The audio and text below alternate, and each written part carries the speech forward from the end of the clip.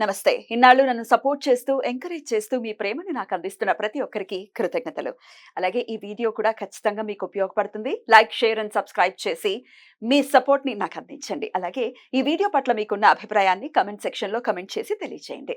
ఇప్పుడు వీడియోని చూద్దాం. నేను మీ జయశంకర్ సిస్ట్ల. మన పిల్లలకి పుట్టిన తేదీని అనుసరించి బలమైన సంఖ్యాబలంలో పేరు పెడదాం. సమాజానికి దేశానికి బలమైన పౌరులనిద్దాం. ఏ ఇంట్లో కూడా అర్ధాయుష్ మరణాలు లేకుండా చేద్దాం. నమస్తే. Welcome to our channel. నేను పద్మిని. ప్రస్తుతంతో పాటు ప్రముఖ ఆధ్యాత్మికవేత్త, ఆస్ట్రోన్యూమరాలజిస్ట్, వేదిక్ వాస్తు స్పెషలిస్ట్, శ్రీ విద్య మరియు హనుమత్ ఉపాసకులు బ్రహ్మశ్రీ డాక్టర్ శివయోగి సిస్లా జయశంకర్ గారు మనతో పాటు ఉన్నారు. మాట్లాడదాం. సార్ నమస్తే సార్.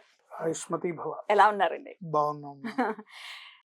టార్గెట్ జీవితం అనేది డెఫినెట్ గా కొన్ని ఫీల్డ్స్ లో చాలా స్ట్రెస్ గా ఉంటుంది టార్గెట్ ని రీచ్ అవ్వటం అనేది.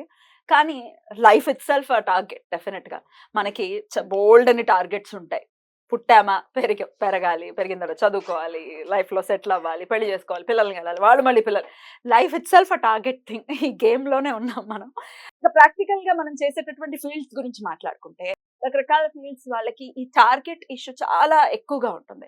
ఇప్పుడు రియల్ ఎస్టేట్ రంగంలో ఉన్న వాళ్ళకి టార్గెట్స్ ఉంటాయి, బ్యాంకింగ్ ఫీల్డ్స్ లో ఉన్న వాళ్ళకి టార్గెట్స్ ఉంటాయి, యూట్యూబర్స్ కి టార్గెట్స్ ఉంటాయి. ఇట్లా టార్గెట్ బేస్ ఉన్న వాళ్ళు చాలా మంది ఉన్నారు సార్. సాఫ్ట్వేర్ వాళ్ళకి టార్గెట్స్ ఉంటాయి డెఫినెట్ గా. కోడింగ్స్ అవేవో క్లియర్ చేయాలి వీకెండ్స్ లోపు. ఇట్లా టార్గెట్స్ ఏమో ఉంటాయి. ఎట్లా సార్ ఈ టార్గెట్స్ ని రీచ్ అవ్వటం ఎట్లా? దీని నుంచి ఈ స్ట్రెస్ నుంచి కొంత బయటపడటం ఎట్లా? ఏదైనా మార్గం ఉందా? తప్పకుండా ఉంటుంది. కాకపోతే జీవితమే ఒక టార్గెట్. డెఫినెట్లీ. కాకపోతే బాధాకరమైన విషయం ఏంటంటే, ఈ టార్గెట్ లో మనం పరిగెత్తి మన సొంత వాళ్ళే మన అపార్థం చేసుకుంటుంటారు. కరెక్ట్. నేను ఏదో ఒక పుస్తకంలో చదివా,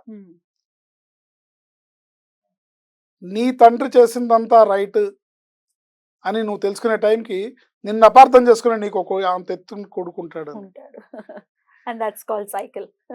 సైకిల్ అంతే. సో ఆ టార్గెట్స్ లో పరిగెత్తి మా నాన్న మాకు అది చేయలేదు, మా నాన్న మాకు ఇచ్చేయలేదు, మా అమ్మ ఇచ్చేయలేదు, మా తల్లిదండ్రులు మాకు ఇచ్చేయలేదు అనుకుంటుంటారు. ఇది ఒక జీవితం అనుకోండి.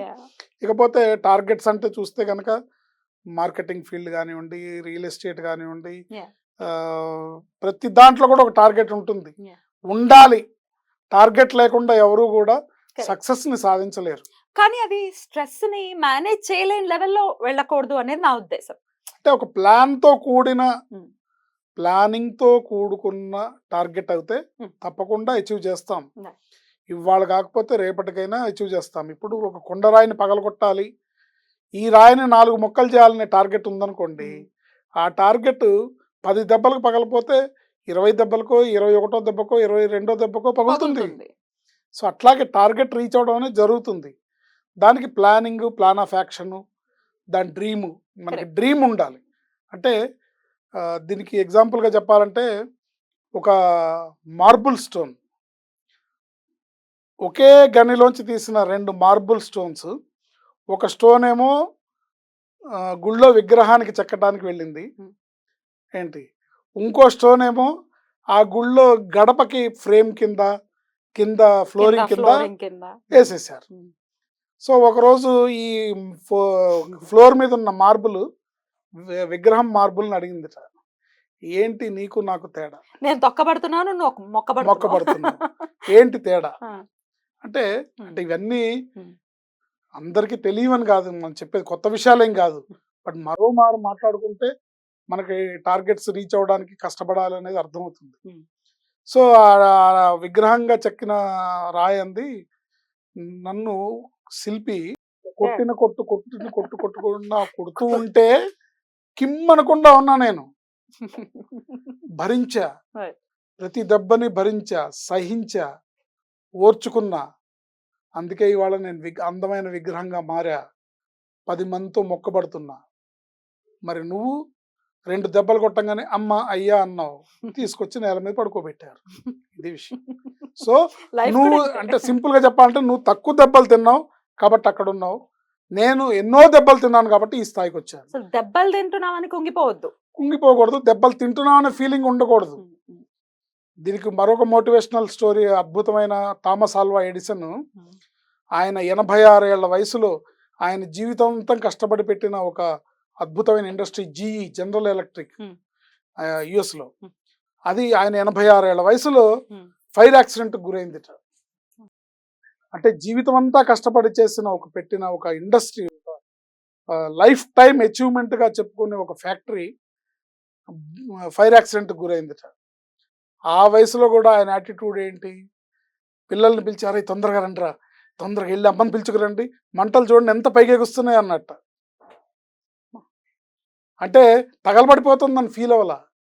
సో మన టార్గెట్స్ రీచ్ అవ్వడానికి కూడా ఎవరైనా సరే ప్లాన్ ఆఫ్ యాక్షన్తో కూడుకుని ముందుకెళ్తే, winnowing attitude, positive attitude, I can do attitude అనే యాటిట్యూడ్తో ముందుకెళ్తే ఏదైనా ఎవరైనా సాధించగలుగుతారు. సాధించగలగనంటే సాధించగలుగుతారు, సాధించలేకపోతే సాధించలేరు. అయితే దీంట్లో పరిహారాలు ఉన్నాయి మనకి. మనం ఇక్కడ మాట్లాడుకునే ఉండాలి కదా, వ్యక్తిత్వంలో లోపాలు పెట్టుకుని నువ్వు ఎన్ని పరిహారాలు చేసినా మేక్స్ నో సెన్స్. కరెక్ట్, మీరు చెప్పేది కరెక్ట్. సో వ్యక్తిత్వ వికాసం అనేది 100కి 100 పాళ్ళు అవసరం. దానికి తగ్గట్టు ఈ పరిహారాలు చేసుకుంటే మనకి అవి కూడా వాట్ ఎనర్జీ కూడా యాడ్ అయ్యి మన ముందుకు తీసుకెళ్తాయి, సక్సెస్ చేస్తాయి. సో ఇలాంటి పరిహారం, టార్గెట్స్ రీచ్ అవ్వాలి. ఒకళ్ళు ఇంటర్వ్యూకి వెళ్ళారు, ఆ ఇంటర్వ్యూలో సక్సెస్ అవ్వాలి, ఎంతో ప్రిపేర్ అయ్యి వెళ్తాడు. తీరా అక్కడికి వెళ్ళి చూసిన తర్వాత ఆ సెల్ఫ్ కాన్ఫిడెన్స్ లెవెల్ లేక, వాళ్ళు అడిగే ప్రశ్నలకు భయపడి, ఈ ఉద్యోగం నాకు వస్తుందో రాదు అనే భయంతో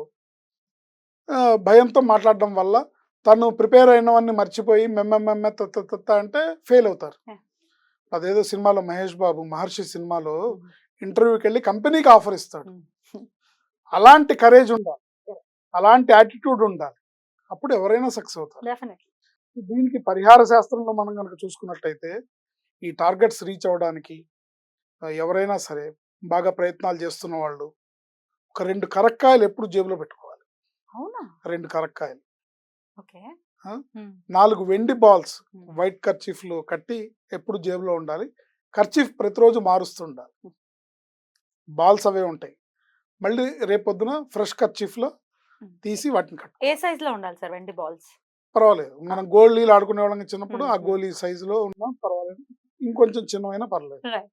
చిన్నప్పుడు అందరూ ఆడి ఉంటారు కదా. నేను ఆడలేదు సార్, అందుకే నాకు వచ్చింది. ఆడపిల్లని కదా. నువ్వు ఆడపిల్ల, మనం ఎందుకు ఆడి ఉంటావు, మగపిల్లలు ఆడతారు. అదే మనం అనేసరికి మనం అంటే మీ అన్నయ్య తమ్ముడు ఉంటే ఆడుంటాడు కదా. నాకు అన్నయ్య తమ్ముడు లేరు సార్, అన్ని సినిమా కష్టాలు ఇవి. Right sir. సో 4 వెండి బాల్స్, తర్వాత కరక్కాయ, 2 కరక్కాయలు. కరక్కాయలు ఎందువలన సార్, ఏంటి దాని వెనకాల? కరక్కాయ జేబులో పెట్టుకోవడం వల్ల కేతు అనుగ్రహం లభిస్తుంది. ఆటంకాలు లేకుండా బుద్ధి, సమయస్ఫూర్తి, జ్ఞానము, ఆయన జ్ఞానప్రదాత, కేతు జ్ఞానప్రదాత. సో సమయస్ఫూర్తి అవన్నీ ఆయన ఇస్తాడు అనమాట. సో ఇవి 2 జేబులో పెట్టుకోవాలి. 4 వెండి బాల్స్, తెల్లటి కర్చీఫ్, తెల్లటి గుడ్డ కాదు, కర్చీఫ్. అంటే మళ్ళీ గుడ్డ అంటే దానికి అంచులు కుట్టాలి. ఒకవేళ మీ దగ్గర వైట్ క్లాత్ ఉంది, అంచులు కుట్టుకుంటా అంటే కుట్టుకోవచ్చు, కానీ తెల్లటి కర్చీఫ్ అయితే అది ప్రతిరోజు మార్చాలి. రోజు మార్చాలి. ఈ జేబులో పెట్టుకోవాలి. అసాధ్య సాధక స్వామిన్ అసాధ్యం తవకిం వద, రామదూత కృపా సింధు మత్కార్యం సాధయ ప్రభు అని మంత్రాన్ని చదువుకుంటూ మీరు వెళ్ళాలి. అసాధ్య సాధక స్వామిన్ అసాధ్యం తవకిం వద, రామదూత కృపా సింధు మత్కార్యం సాధయ ప్రభు అని ఆంజనేయ స్వామి తలుచుకుంటూ మీరు ఏ ప్రయత్నం చేసినా, ఒక ఇంటర్వ్యూకి వెళ్ళినా అందులో సక్సెస్ అవుతారు, ఒక కాంపిటేటివ్ ఎగ్జామ్ రాసిన అందులో సక్సెస్ అవుతారు, లేదా మీరు ఒక రియల్ ఎస్టేట్ కంపెనీలో పనిచేస్తుంటే మీ టార్గెట్ ఈ నెల 30 ప్లాట్లు అమ్మాలంటే అమ్ముతారు, 40 ఫ్లాట్లు అమ్మాలంటే అమ్ముతారు, లేదా మీరు ఎకరాల కొద్ది భూముల్ని అమ్మే ప్రయత్నంలో ఉన్న రియల్ ఎస్టేట్ వాళ్ళు అయితే అది దాంట్లో కూడా సఫలీకృతం. మీరు చేస్తున్న ప్రయత్నంలో మీ వ్యక్తిత్వాన్ని సరిగ్గా ఉంచుకొని వ్యక్తిత్వ వికాసానికి పాటుపడుతూ భగవంతుడి అనుగ్రహాన్ని, గ్రహాల అనుగ్రహాన్ని ప్రార్థిస్తే, మీరు అప్ టు ద మార్క్ ఉండి మీరు చేసే పని మీరు చేస్తూ ఉంటే భగవంతుడు తప్పకుండా అనుగ్రహిస్తాడు. మనం ఏదో చేసేస్తున్నాం కాదు, డెఫినెట్ గా మనలో మార్పు వస్తూ అప్పుడు రెమెడీస్ చేయాలి. చాలా అద్భుతంగా మీరు తెలియజేస్తున్నారు sir. Thank you. Do your best, God will do the rest. Do whatever you can, God will do whatever you can't. నువ్వు చేయగలిగింది నువ్వు చేస్తే, నువ్వు చేయలేనిది ఆయన అందిస్తాడు. బట్ నువ్వు చేయగలిగింది కూడా ఆయన సహాయం కోసం చేతులు అర్థిస్తే గాల్లో ఏంటి? దీపం పెట్టడమే. అసహ్యంగా చూస్తాడు ఆయన. డెఫినెట్లీ మనకు ఆ చూపులొద్దు. అయితే సార్ చాలా చాలా అద్భుతంగా చెప్పారు. డెఫినెట్ గా ఇది మన వాళ్ళందరికీ ఉపయోగపడాలని మనం స్ఫూర్తిగా మీరు కూడా అద్భుతంగా మంచి ప్రశ్న వేశారు. Thank you sir. మంచి ప్రశ్న వేశారు కాబట్టి మంచి సమాధానం వచ్చింది. Thank you sir. Thank you so very much. నమస్తే. ఆయుష్మతి భవ.